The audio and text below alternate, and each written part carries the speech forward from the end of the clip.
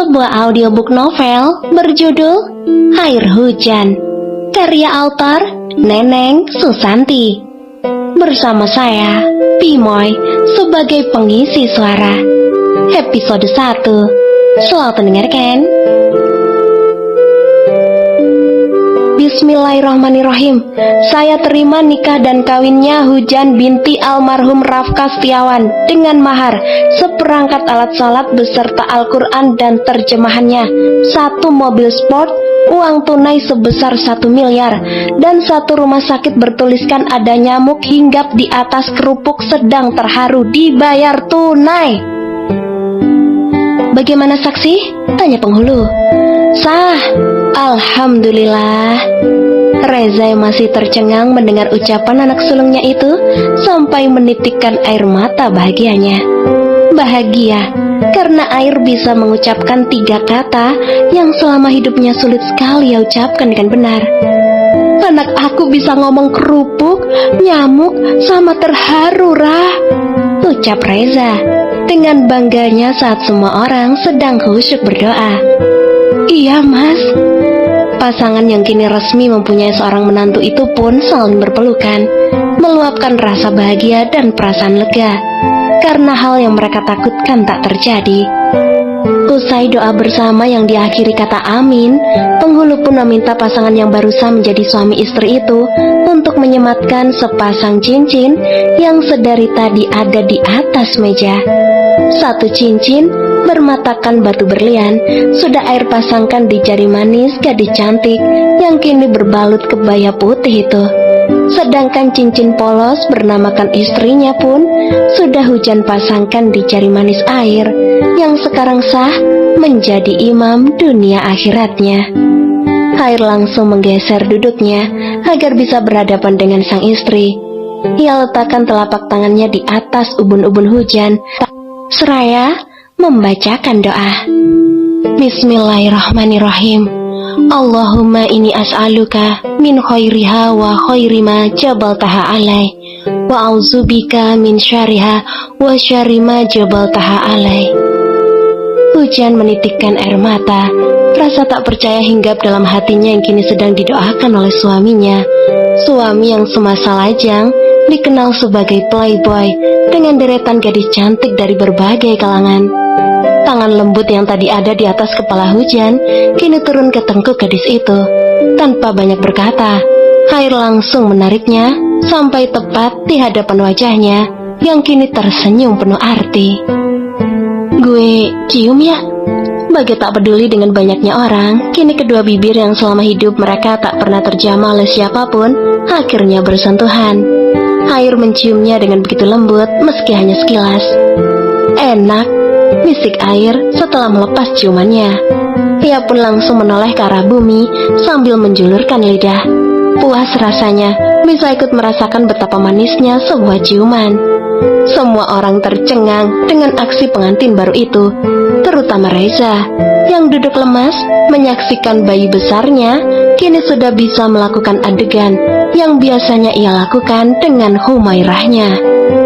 Kakak, lirih Reza tak percaya. Mas Reza kenapa? Tanya Melisa panik. Anakku, Rah, ngapain dia tadi? Mas, jangan pingsan, Mas. Melisa yang duduk di sebelah Reza langsung menyadarkan kepala suaminya di bahunya agar pria itu sedikit lebih tenang. Hujan yang merasa sangat malu langsung kembali menunduk saat gelak tawa dan tepuk tangan begitu riuh menggema ke seisi masjid yang sudah didekor seindah mungkin. Ada salah satu lantai yang memang dikhususkan untuk acara ijab kabul untuk siapapun yang ingin menggelar pernikahan di sana. Acara meminta restu pun tak luput dari derai air mata saat Air dan Hujan meminta doa pada para orang tua mereka. Ingat pesan papa ya, gak boleh kasar dan perlakukan istrimu sebaik mungkin, pesan Reza untuk si sulung. Iya pak, kakak akan jadi buaya imutnya Hujan, kekeh Air sambil menghapus cairan bening di sudut matanya. Nakal. Ma, rengeknya manja pada Melisa. Ia menangis lagi dalam pelukan wanita yang melahirkannya itu. Jagoannya mama harus jadi imam yang baik ya. Sayangi dan hargai istrimu, ujar Melisa sambil menghapus air mata si sulung. Kakak udah gak punya duit lagi, Ma, jawabnya polos. Bukan harga itu, Kak, timpal Reza sambil menggelengkan kepalanya. Ia benar-benar gemas pada anak yang masih saja terlihat tampan, walau wajahnya penuh dengan air mata. Abang! Langit langsung menerima pelukan adik cengengnya. Semoga kalian bahagia ya, bisik Langit. Deg-degan kakak bang. Udah jangan nangis, malu tuh sama istri, keke Langit. Ia mencium penuh sayang kening adik kesayangannya itu. Kini giliran Bumi dan Cahaya. Dua adik kembarnya itu pun sudah bersiap saling memeluk. Kini ketiganya sudah saling mendekap dengan erat. Pokoknya adik yang paling cantik, kerutu si bungsu yang belum siap tersaingi. Ada juga paling bawel, balas air. Doakan aku bisa seperti kakak ya, bisik Bumi dengan lirih. Terdengar helaan napas berat dari mulutnya. Pasti kalian akan bersama suatu hari nanti. Gimana tadi? Nagih nggak? Bisik Bumi menggoda. Pakai ditanya, jawabnya sambil menepak kening adiknya. Pasangan Baya, Opa dan Oma pun tak lepas memberikan doa terbaik mereka. Begitupun dengan keluarga Hujan. Kini pasangan itu sedang dilimpahi begitu banyak doa dan harapan. Lagi dan lagi. Entah ini sudah keberapa kalinya Air mencium pipi sang istri sambil tertawa senang. Apalagi saat Hujan justru malah menghindari atau menahan bibir sang suami untuk menciumnya. Tentu Air semakin bersemangat menggoda istrinya. Pelit banget sih lu, ujarnya kesal.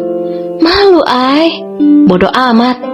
Pemuda yang baru menyandang status suami di umurnya yang baru 19 tahun itu malah memeluk sang istri dari samping. Ia letakkan dagunya di bawah kanan Hujan yang masih berbalut kebaya putih. Lu bahagia, tanya Air. Hatinya berdebar menunggu jawaban. Menurut lu? Ia justru balik bertanya.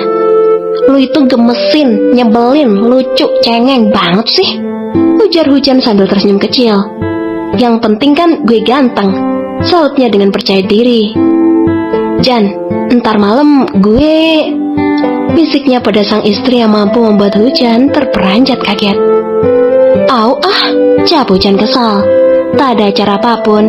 Usai akad, semua tamu, keluarga dan kerabat hanya dijamu makan malam bersama, karena acara resepsi memang diadakan besok harinya.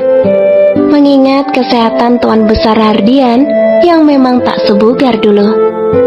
Kita langsung pulang ke hotel, ujar Reza saat keluarga inti sudah berkumpul di area parkir masjid. Semuanya menaiki mobil masing-masing. Begitupun Air dan Hujan, yang kali ini disupiri oleh supir pribadi keluarga. Hanya 25 menit, seluruhnya sudah sampai di hotel milik Reza. Di tangan mereka, kini sudah ada kartu masing-masing kamar yang akan digunakan beristirahat malam ini. Reza tentu memilih kamar yang akan ia tempati berdua dengan sang istri. Ia pun tak ingin melewatkan malam indah dengan Humairahnya. Langit satu kamar dengan Bumi, sedangkan si bungsu akan tidur ditemani oleh Kahyangan. Kamar kamu di lantai paling atas ya kak, ujar Reza pada anaknya saat depan lift. Jangan kecapean, besok acaranya full 1 hari, paham? Pesannya lagi dengan menahan senyum. Tenang pak, kakak udah minta sama Hujan buat jangan apa-apain kakak dulu. Episode kedua, selamat mendengarkan. Air yang masuk ke dalam kamar pengantin bersama istrinya malah tertawa saat melihat dekor kamar yang menurutnya sangat lucu. Begitu banyak balon dan hiasan lainnya di sana. Bagus ya, ramai banget, ucap Hujan. Ia meraih satu balon berwarna merah dari atas langit-langit kamar. Ribet, jawab Air sambil duduk di tepi ranjang yang dipenuhi kelopak bunga mawar. Wangi loh, gumam Hujan. Wangi sih wangi, tapi ini gimana tidurnya kalau kayak begini? Dengusnya kesal. Rasa lelah membuat ia ingin segera beristirahat. Hujan hanya memicingkan matanya, lalu berjalan menuju kamar mandi. Ia kembali tercengang saat memasuki ruangan yang berguna untuk membersihkan diri, karena nyatanya itu hampir lebih besar dari kamarnya di rumah Bunda. Ya ampun, keren banget sih. Tangan lembut Hujan terus meraba dinding dan kaca yang terlihat begitu mewah. Apa aku seorang Cinderella modern? Hatinya terus saja berbisik tentang hidup barunya yang baru saja akan ia jalani. Masuk ke dalam keluarga konglomerat tentu tak pernah ada dalam catatan cita-citanya selama ini. Cukup hidup damai dengan Bunda adalah prioritas utamanya.